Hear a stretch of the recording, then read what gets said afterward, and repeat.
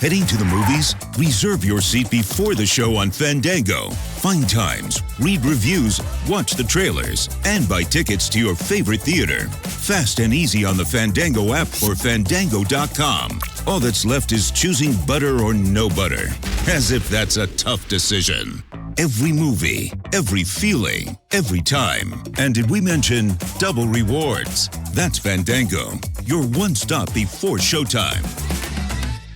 Moving day means that you and the things that matter to you are in for a big transition. There's a lot to figure out. New closets, different counter space, change of floor plan. No worries. CubeSmart is here, so you have a place for everything. It's our job to make self-storage as easy as possible. Online or in person, this is a self-storage experience that puts the focus on you because you matter to us. With self-storage that fits seamlessly into your life, you'll have plenty of peace of mind to unpack along the way. Click now to find a self-storage solution near you.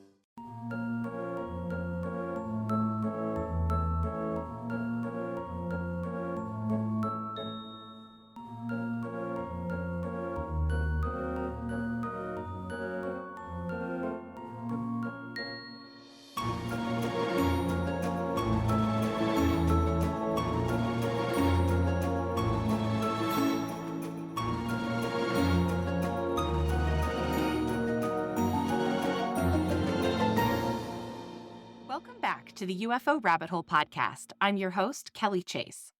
As I'm sure most of you are already aware, we are just a few days away from a major milestone in the fight for UFO transparency, with a hearing set to take place in the House next week.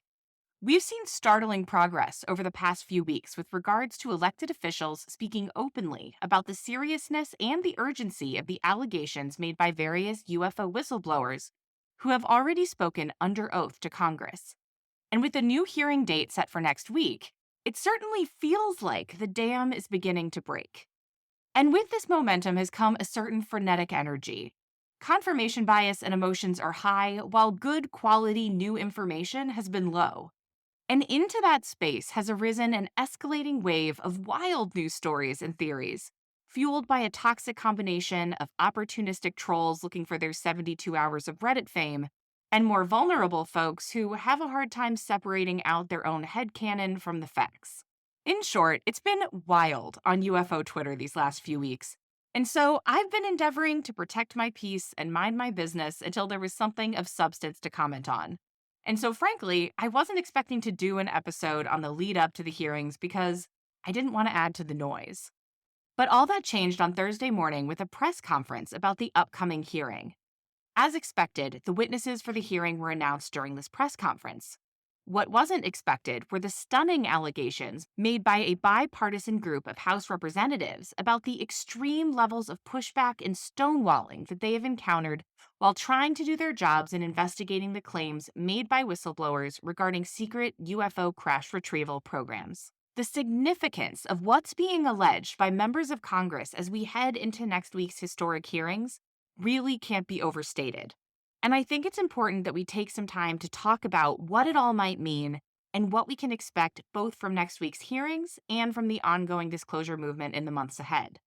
So I promise that I will get part 3 of the Waking Up Inside the Cave series to all of you as soon as possible. But for right now, especially with so many new people coming to this conversation every day, I think it's important to put first things first. So let's talk about this press conference. The press conference was led by one of Congress's most outspoken advocates for UAP transparency, Congressman Tim Burchett from Tennessee. He was joined by a bipartisan group of his colleagues, including Congressman Eric Burleson of Missouri and Congresswoman Anna Luna and Congressman Jared Moskowitz from Florida.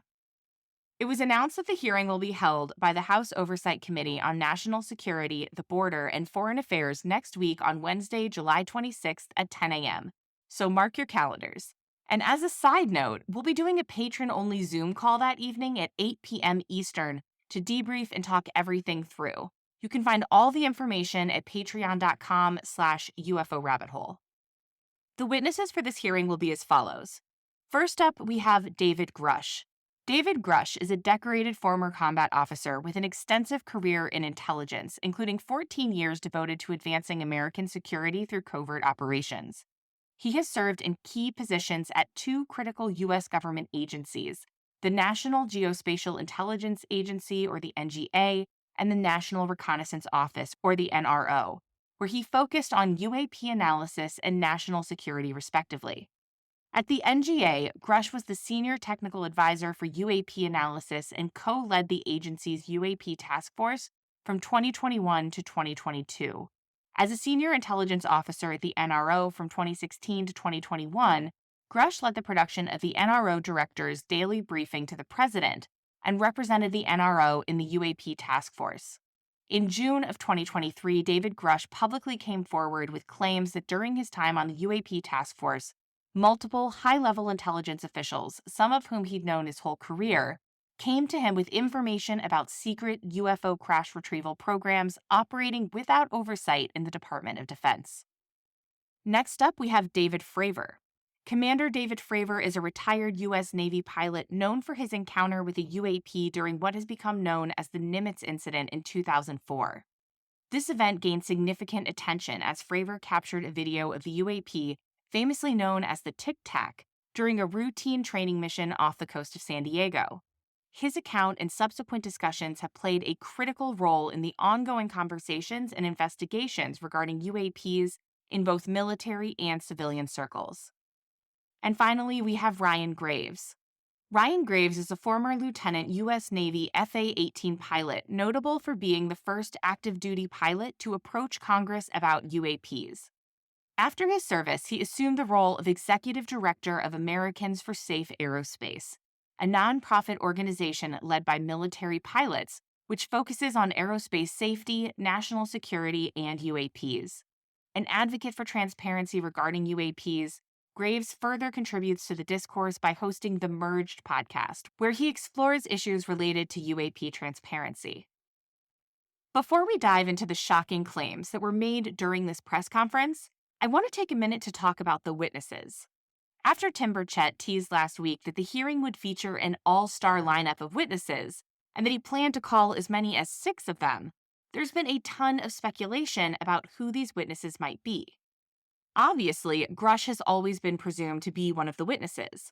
But in light of Marco Rubio's recent revelation that more high-ranking whistleblowers with first-hand knowledge of special access crash retrieval programs had spoken to Congress and corroborated Grush's claims, many had been hoping to see one or more of these individuals go on the record with the American public.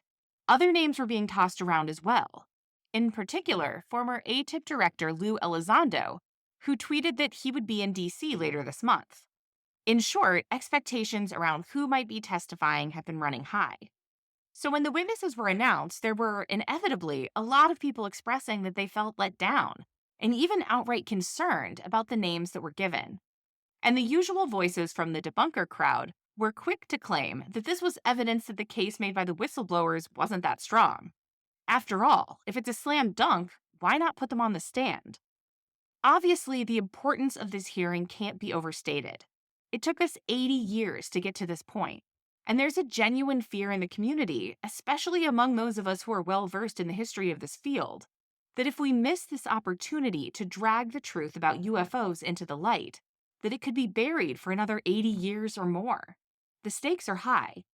And so I do think that it's important for us to acknowledge and understand the concerns that have been raised. And if we're going to be objective, we need to be able to ask ourselves the uncomfortable questions that inevitably arise. So what is it exactly that has people concerned? One of the main points of frustration for many in the community is that Grush, Fravor, and Graves are all individuals that we've heard from before. Grush has obviously been in the media over the last month with his claims about alleged secret UFO crash retrieval programs. David Fravor and Ryan Graves are both well known in the UFO community, having been featured in multiple documentaries, television shows, and appearing on podcasts. So the question is, will their testimonies add to the conversation, or will it just be more of the same? Another concern that's been raised is that none of these witnesses has first-hand knowledge of the alleged crash retrieval programs. As much as people have been excited for Grush to testify in this hearing, the reality is that he's only claimed to have second-hand knowledge of these alleged programs. The hope was that some of the other whistleblowers with first-hand knowledge would be stepping forward to corroborate his story. And it feels unlikely that we could gain much traction with this current push for transparency if we don't at some point get that corroboration? So the question is, why would they wait? For their parts, Fravor and Graves have never indicated that they had knowledge of crash retrieval programs at all. They were both present for infamous and well-documented UAP sightings, and both have spoken out to advocate for greater transparency around the issue. But it seems unlikely that anything that they would have to share in the hearings would be able to directly corroborate Grush's specific claims about these programs. So the question is, why aren't they calling witnesses who can move this story forward? And perhaps the greatest concern has been what happened to the whistleblowers. Just a couple of weeks ago, Marco Rubio and others confirmed that multiple high-level whistleblowers with first-hand knowledge of these alleged secret programs had spoken to Congress and corroborated Grush's claims. So the most glaring question of all is, where are they? Why aren't they testifying? And these are all extremely valid and important questions. And to answer them, we need to put all of this into context, from what was said at the press conference to the recent developments we've been hearing out of Washington. Let's start by talking about the goal of this hearing and why Tim Burchett says that this one is going to be different. Thus far, we've had 2 public hearings on UFOs, one in May of 2022 and one in April of 2023. And while both of those hearings marked major milestones in the push for disclosure, neither of them did much to move the needle. Burchett said in Thursday's press conference that the goal is for this hearing to be different. Specifically, he called out past witnesses, calling them bureaucrats from the Pentagon who answered every question with either, "I don't know," or "that's classified." This hearing is going to be different, he said. We're going to have witnesses that can speak frankly to the public about their experiences. Another reason that these hearings are likely to be different is that they are taking place at a time when Congress is taking this issue seriously in a way that they frankly haven't before. Just in the last week, Senate Majority Leader Chuck Schumer, along with a bipartisan group of 5 senators, introduced new legislation intended to require greater transparency with regard to the UFO phenomenon.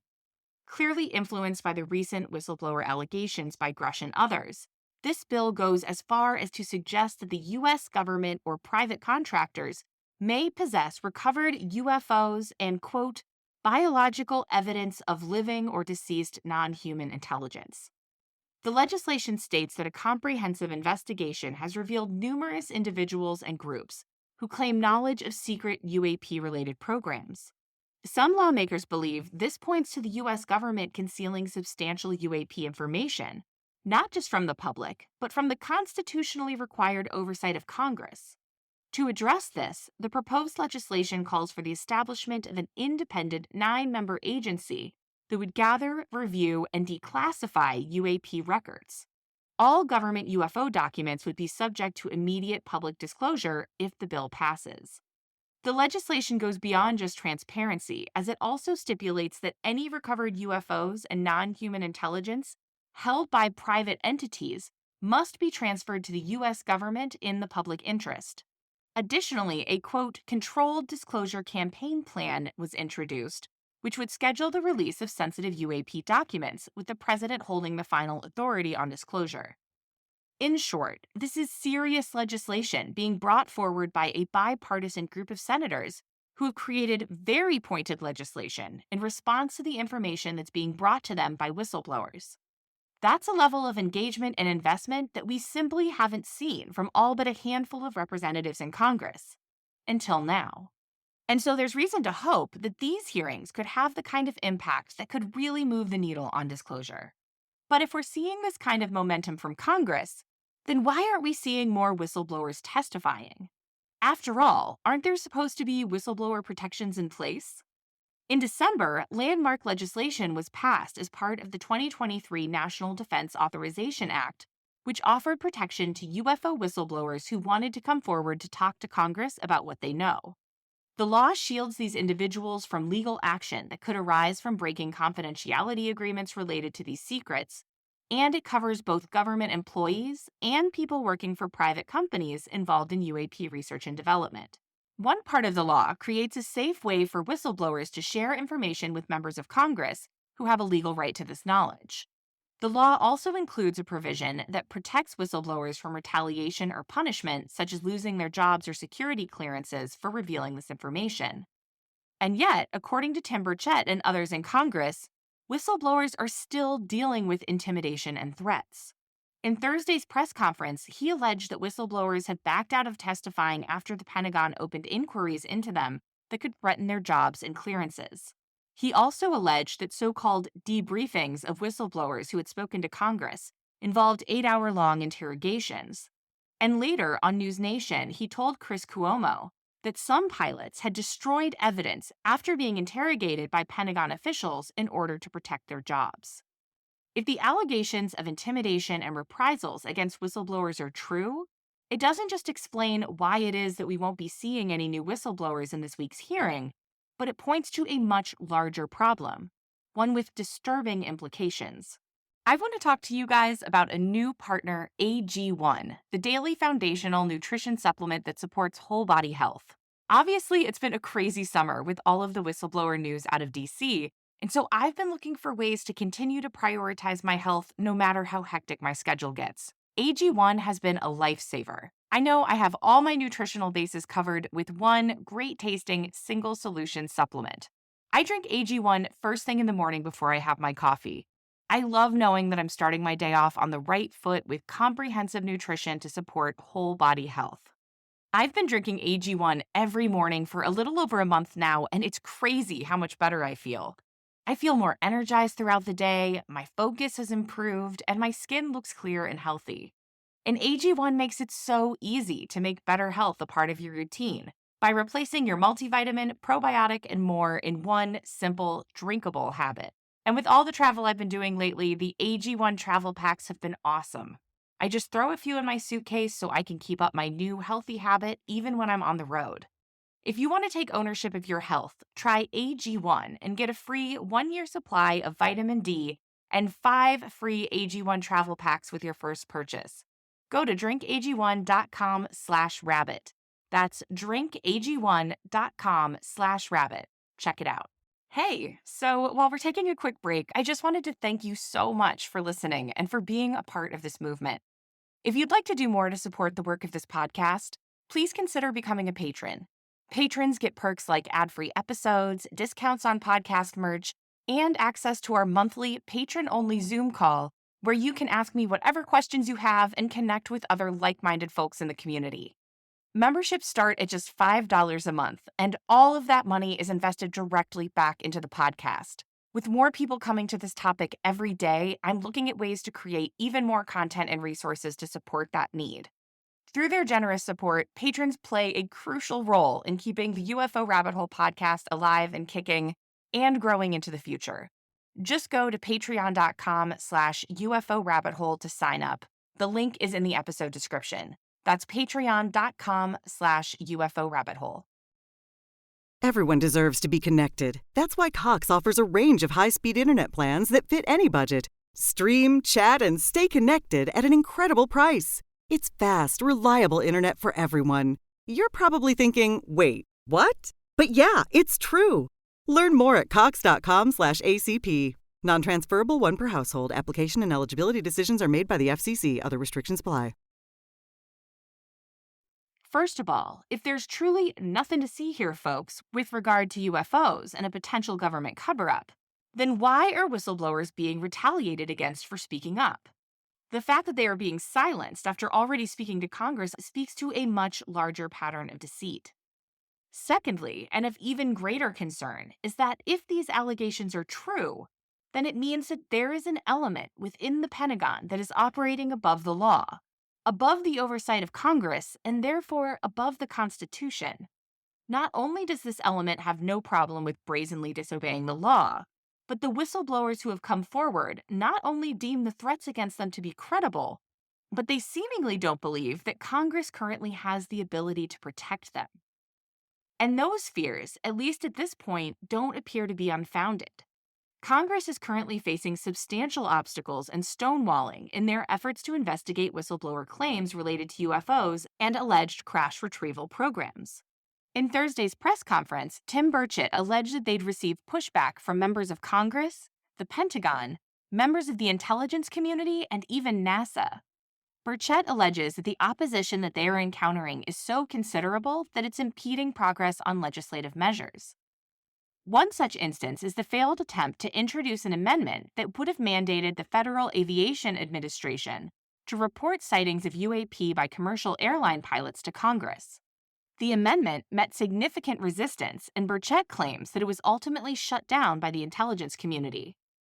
In Thursday's press conference, Representative Anna Paulina Luna also alleged that they have faced considerable resistance from military officials when seeking details on UAPs in response to whistleblower allegations.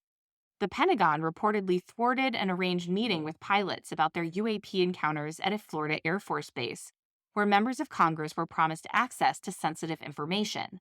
Luna made a firm stand, stating, if the Department of the Air Force, if the Pentagon thinks that they're above Congress, they have something else coming to them. All right, so now that we have all that important context, let's talk about what might be going on here. We know that several high-ranking whistleblowers with firsthand knowledge of crash retrieval programs have already spoken to Congress and corroborated the claims made last month by David Grush. This information was compelling enough to prompt an exceedingly rare bipartisan push for greater transparency with the introduction of new legislation and the scheduling of next week's hearing. However, in investigating these claims, members of Congress have experienced significant pushback, and whistleblowers continue to be intimidated and retaliated against despite the legislation in place that's meant to protect them. If true, this represents a clear and existential threat to both our country and to our democracy. But Congress is facing an even bigger challenge, and it's one that they're going to need to overcome before they have a prayer of taking on this shadowy rogue element within the government that has managed to evade constitutionally required oversight. And that problem is that, for the vast majority of Americans, this story isn't even on their radar. In an era defined by unprecedented challenges, the challenge currently before us might be the greatest we faced as a nation so far. And the reality is that Congress is going to need the collective will of the American people behind them if they're going to have any hope of dragging these secret programs and the truth about UFOs into the light. But again, most people have no idea this is even happening. I'm sure that I don't need to tell that to any of you. I hear from listeners and other people in the community every day, and although our numbers are growing rapidly, the thing I hear most from people is how frustrating and isolating it can be when most of the people in your life are not ready to have a discussion about the presence of UFOs and non-human intelligence on this planet.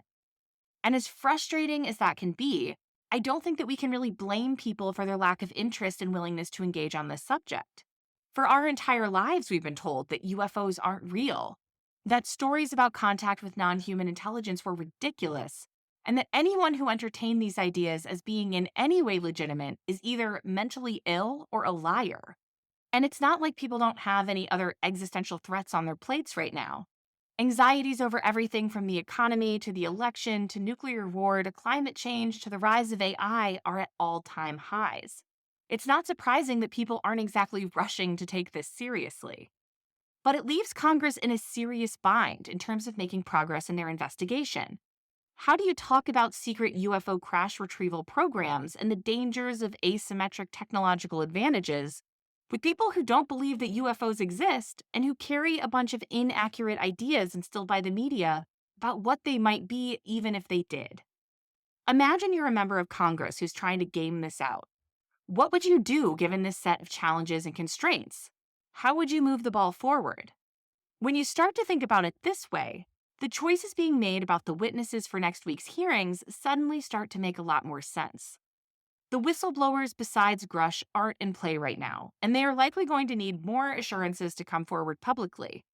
That means that they're going to be looking at Congress and to the American public to see how these hearings are received.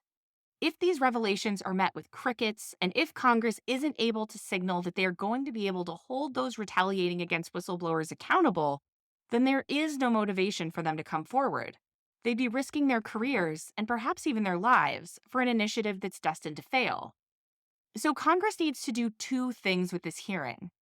First, they need to make as much noise as possible and do everything in their power to get the reality of the UFO phenomenon on the radar of the American people. And secondly, they need to show that there is enough collective will within Congress to effectively pursue this investigation and to hold people accountable. In terms of point number one, I'd argue that David Grush, David Fravor, and Ryan Graves are the right witnesses to be taking the stand next week. And I think that remains true even if the other whistleblowers were willing to participate. Hear me out. While it's true that the legislation that was passed in December makes it possible for whistleblowers to come forward with what they know to Congress, what it doesn't do is allow for people with classified information about special access programs to share that information directly with the public.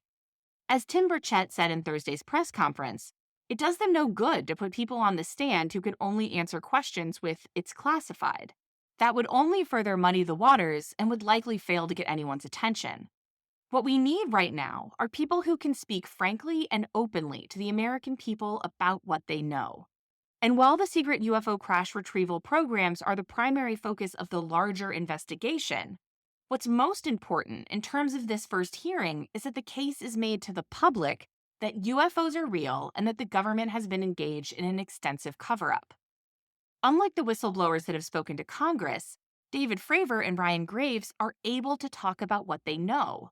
They have firsthand experience with UAPs interfering with U.S. military operations and with how the government responds to such incidents.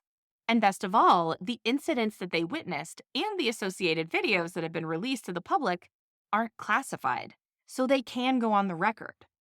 For members of the UFO community who've been following this story for a while, Fravor and Graves are known quantities. We've heard their stories, but it's important to remember that most Americans haven't. And if they have, they certainly haven't heard them in the context of a congressional hearing. The accounts of these two men are compelling and important to laying the necessary foundation for this larger conversation. And as for David Grush, as we discussed in the initial episode about his whistleblower allegations, which you can find linked in the episode brief, he is uniquely positioned to speak frankly with the American people as well. A few months ago, Grush submitted his statements regarding information that he received about secret UFO crash retrieval programs operating without oversight to the Department of Defense, and in April, the DoD cleared his statements. To be clear, by clearing his statements, the DoD wasn't saying that they approved of his statements or that they were true. It just means that nothing in the statements that he intended to make publicly were a threat to national security. Now, this was a brilliant move on Grush's part because it forced the DoD to make a tough choice.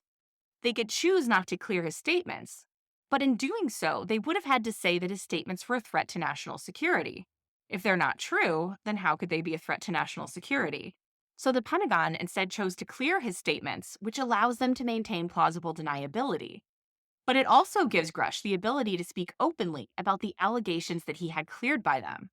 And for those that continue to grumble that Grush doesn't have first-hand information of these crash retrieval programs and was only told about them by intelligence officials who are in these programs, I think it's important to point out that it's very likely that the only reason that this plan worked is exactly because Grush wasn't claiming to have first-hand knowledge. There is no mechanism by which members of special access programs can share classified information directly with the public. But, being 1 degree removed, Grush is able to say things that they can't. What's going to be important to watch is how Congress and the public at large respond to Grush after this hearing. If he's taken seriously, and if Congress continues to signal their willingness to move in an aggressive and bipartisan manner to ensure greater transparency on this issue, then hopefully the other whistleblowers will be more willing to come forward. And one more thought on the whistleblowers.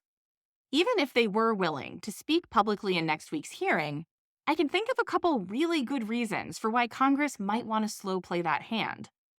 There's the most obvious point, which is that if the whistleblowers were to all come forward next week, but the American public still wasn't in a place where they were ready to hear it, and the hearing didn't have the intended impact, which I personally think would be a real possibility given the current environment, then what? The story would be buried within a couple of news cycles, and it would be impossible to protect the whistleblowers. And the likely result would be that this story gets buried again. But beyond that risk, there's also the reality that if members of Congress are investigating secret programs operating within the DoD without oversight, and we have every indication that this is being seriously investigated, then they probably wouldn't want to put their key witnesses on the stand to reveal what they know, at least not until they are in a position to act.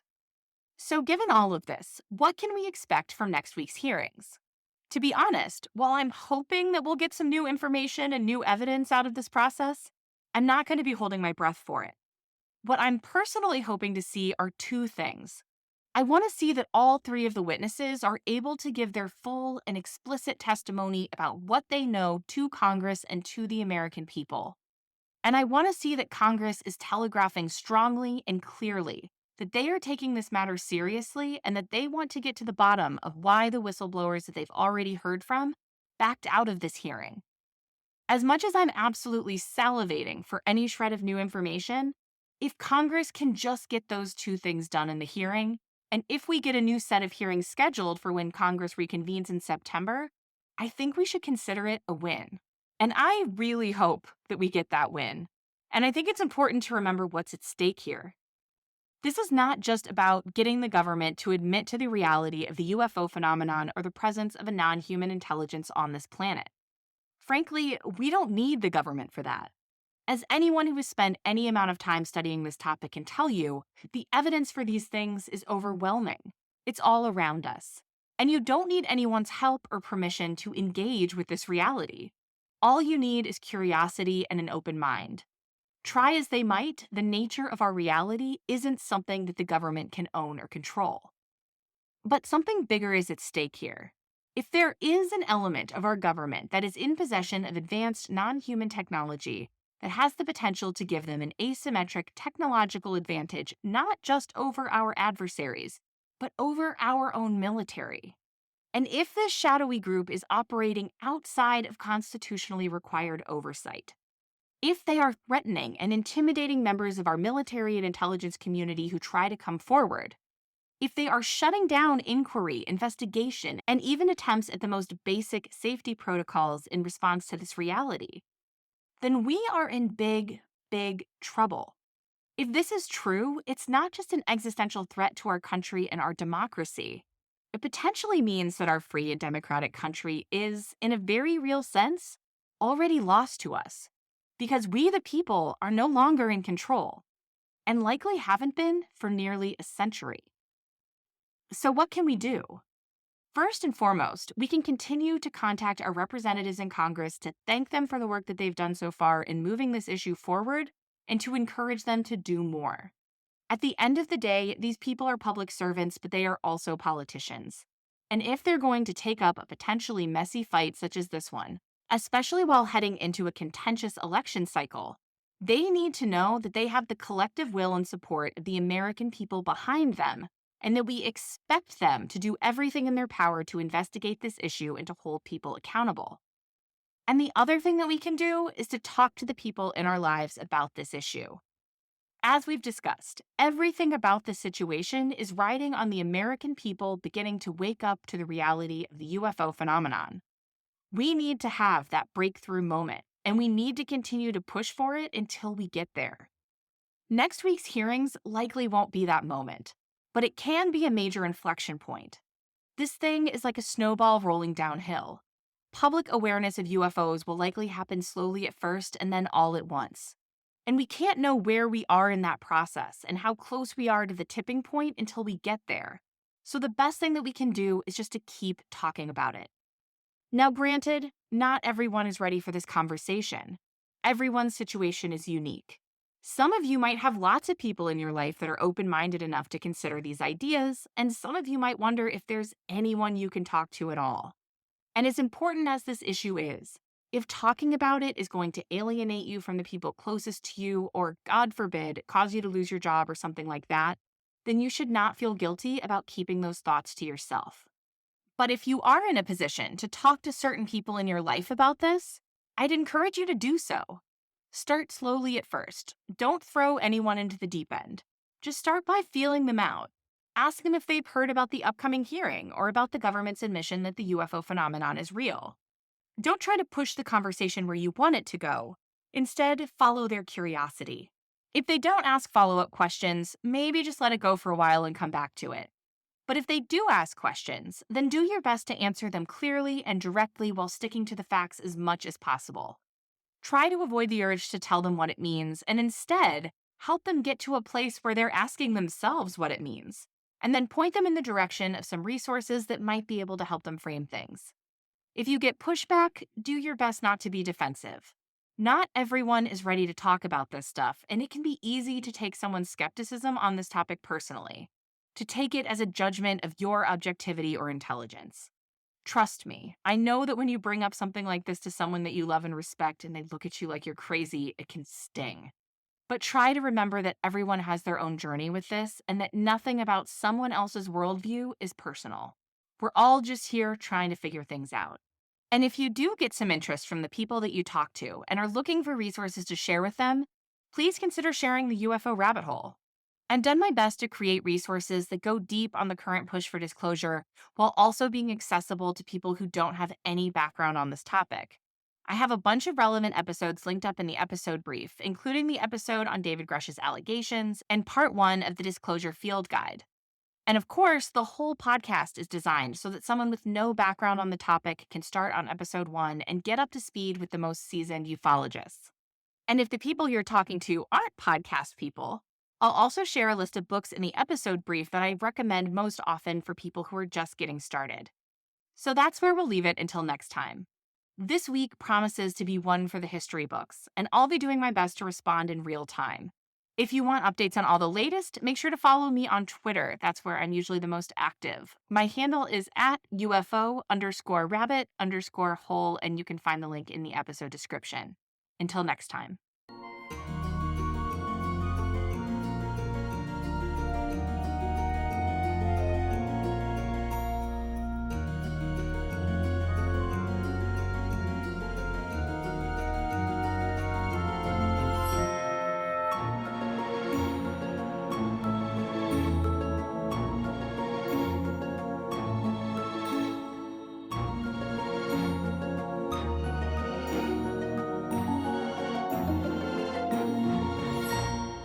Trying to get home to stream that highly anticipated series finale? Well, it may take longer with T-Mobile 5G home internet. You could be stuck with slower speeds during the busiest hours because you share your network with cell phone users. Why deal with that? Switch to Cox Internet with 2 times faster download speeds than T-Mobile 5G home internet during peak hours. Plus, Cox offers free panoramic Wi-Fi equipment and a 30-day money-back guarantee. Why not switch? Visit cox.com/5G home for details. T-Mobile prioritizes certain T-Mobile phone users over home internet users during times of congestion.